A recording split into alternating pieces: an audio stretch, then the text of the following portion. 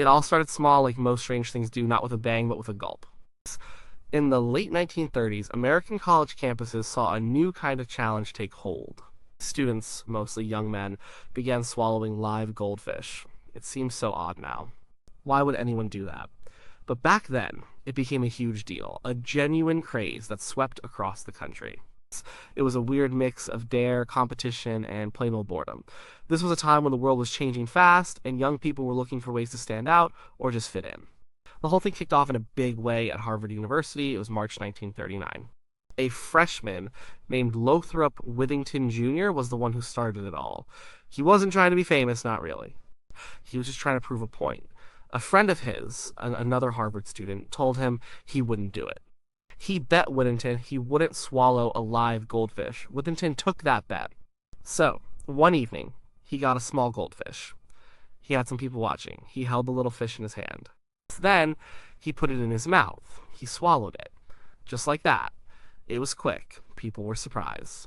They were impressed, I guess, in a strange way. The local newspaper, the Boston Evening Transcript, heard about it. They ran a story. It wasn't just a small blurb. It made news. The paper reported that Withington ate the goldfish. He said it wiggled all the way down. This quote added to the shock and the weirdness of it. It made people talk. Withington didn't just swallow one fish and stop there. He was proud of what he did. He even went on to claim he'd eaten 3 goldfish in one sitting. He said it was easy. He talked about how to do it. He even gave tips, like making sure the fish was small enough. He didn't seem to think it was a big deal, just a simple dare one. But it was a big deal. The story went viral in a 1930s kind of way.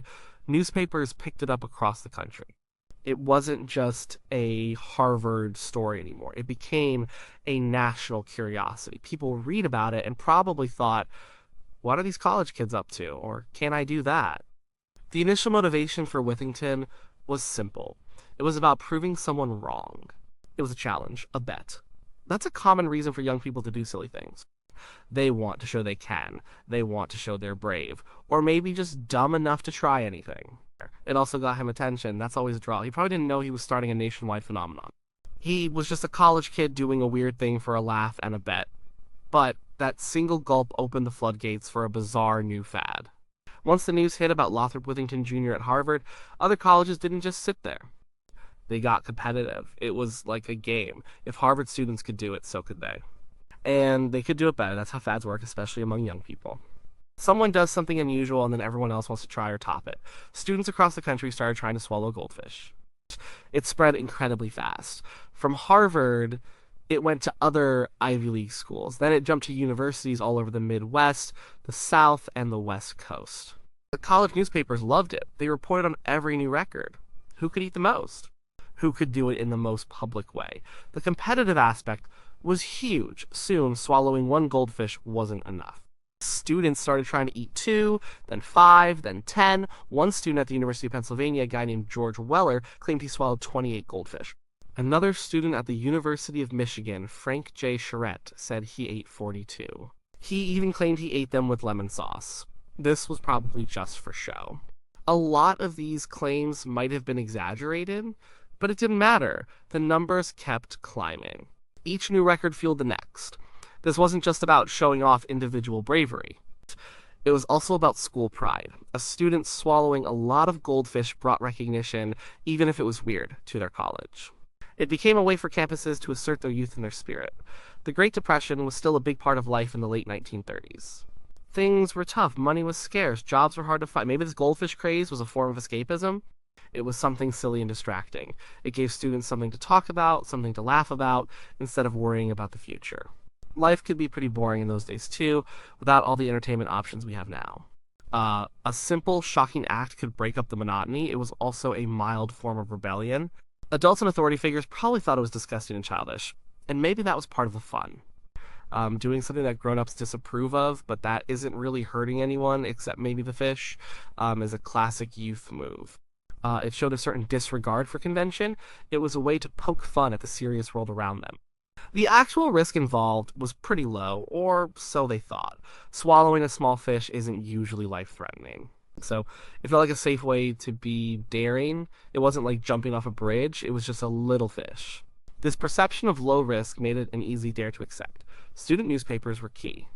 They amplified the craze. They ran headlines about new records. They published photos of students with fish bowls. This constant coverage kept the fad alive. It encouraged more students to try it. Word of mouth did the rest.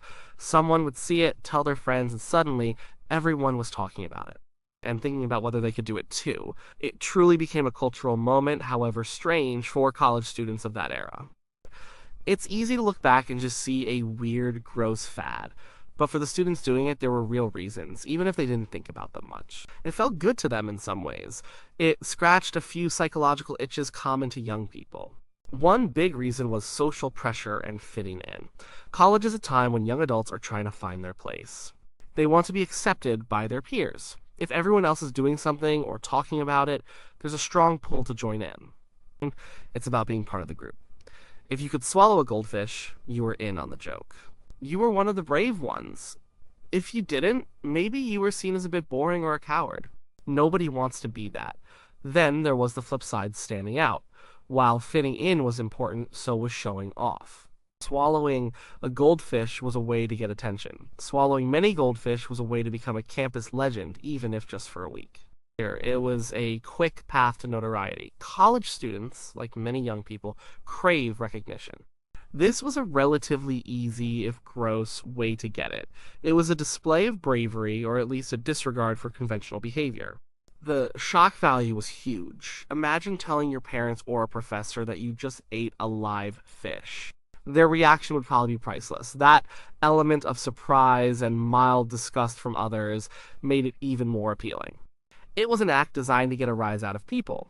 It was funny to them in a dark, absurd way. The whole thing was so unexpected and silly that it probably just made people laugh. And laughter is a powerful social glue. It was also a form of harmless rebellion. The 1930s were pretty conservative in many ways. College students were expected to be serious, study hard, and prepare for their future careers. Swallowing goldfish was the opposite of that. It was irreverent. It was a way to break the rules without breaking any serious laws. It was a way to say, we're young, we're free, and we don't care about your stuffy rules. This kind of mild defiance is a hallmark of youth culture in many eras. The bonding aspect was key too.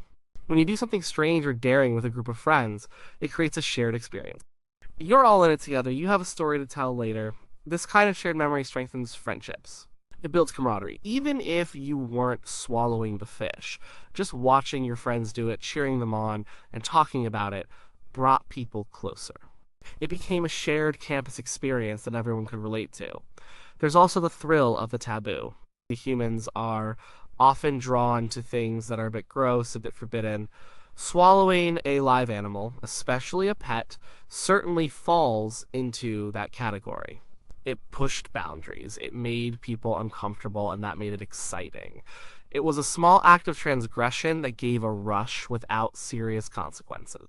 So, for many students, it wasn't just a dare. It was a complex mix of social acceptance, personal notoriety, humor, rebellion, and shared experience. It felt good because it met a lot of those common young adult needs. Like all fads, especially the strange ones, the goldfish swallowing craze couldn't last forever.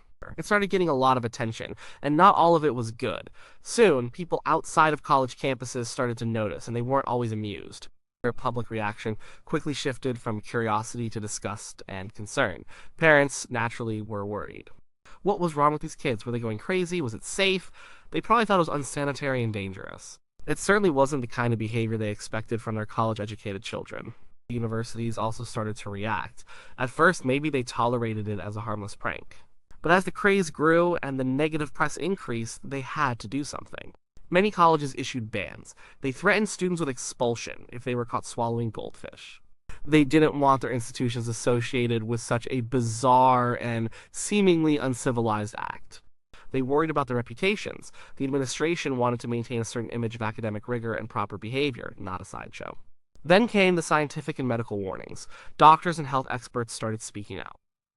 They warned about the dangers of swallowing live fish. They talked about parasites that fish might carry. They mentioned bacteria, diseases, and the risk of choking. While a small goldfish might not be immediately deadly, the thought of internal parasites was enough to make people think twice. These warnings got printed in newspapers, adding to the public's disapproval. Animal welfare groups also stepped in. They were understandably very upset. They saw it as cruel to animals. Goldfish are living creatures, and they were being treated as mere objects for a silly dare. Organizations like the AFSCA condemned the practice. They argued for the humane treatment of animals, even small fish. This brought a moral dimension to the debate. It wasn't just about student behavior, it was about animal cruelty. But beyond all the external pressure, the fad just started to run out of steam on its own. All fads have a lifespan. Once everyone had done it or knew someone who had, it lost its novelty. It wasn't special anymore. The shock value faded. When the records became ridiculously high, like claiming to eat 42 fish, it became hard to believe, or just too much. The fun went out of it. There were also practical challenges. Getting a steady supply of goldfish wasn't always easy. They had to be kept alive until the moment of truth. The act itself probably wasn't very pleasant. A wiggling, slimy fish going down your throat isn't exactly delicious. The initial thrill might have quickly given way to regret or just plain unpleasantness. So, for a mix of reasons why public disapproval, university bans, health warnings, animal welfare concerns, and simply the natural death of a fad, the goldfish swallowing craze faded away almost as quickly as it had appeared. By the early 1940s, it was mostly over. It became a strange footnote in college history, a peculiar memory from a bygone era. Looking back at the goldfish swallowing craze, it seems so absurd, but it actually tells us a lot about the time and about young people in general. It wasn't just a random act of weirdness, it was a product of its environment, and it reflected some timeless aspects of youth. The 1930s were a tough decade, the Great Depression cast a long shadow, people were stressed. The world was also heading towards another major war. In this serious and often bleak atmosphere, college campuses became places where students could let off steam. The goldfish craze was a way to find some lightheartedness, some humor, and some excitement in a world that didn't offer much of it. It was a form of collective escapism from the harsh realities outside the campus gates. It also shows the powerful role of media, even back then. Newspapers, and to some extent radio, were the main ways news traveled. When the Boston Evening Transcript published that first story, it ignited something. The story spread like wildfire because there were fewer channels competing for attention. A strange story could truly captivate the nation. It highlights how easily fads can be amplified and disseminated even without the internet. And it speaks to the eternal nature of youth rebellion and peer influence. Young people have always pushed boundaries. They've always looked for ways to challenge authority, sometimes just for the sake of it. And they've always been influenced by what their friends and peers are doing, the desire to belong, to be seen as brave, to get attention. These are feelings that haven't changed much over generations. The goldfish was just the vehicle for these age-old drives. Every generation has its weird fads. In the past, there were things like flagpole sitting, phone booth stuffing, or even panty raids. And later, we saw things like streaking or planking. Today, we have internet challenges that often involve even more dangerous or gross stunts. The goldfish swallowing craze was just one in a long line of these odd social experiments. They serve a purpose in social bonding, in creating shared identity, and in letting young people define themselves apart from the older generation. It also makes us think about changing sensibilities. What was considered a harmless prank in the 1930s, like swallowing a live animal, would be met with much stronger condemnation today. Our awareness of animal welfare is much higher. Our understanding of hygiene and health risks is greater. What was seen as a funny if gross stunt back then would likely be called animal cruelty now and potentially face legal consequences. This highlights how society's values and ethics evolve over time. So, while the image of a college student gulping down a live goldfish might seem utterly baffling, it was, in its own peculiar way, a meaningful act for the young people of the late 1930s. It was a moment of bizarre self-expression, a communal experience, and a fleeting escape from a difficult world. It was a short, strange chapter in American college history, a reminder that young people will always find new and unexpected ways to make their mark, even if it involves little fish.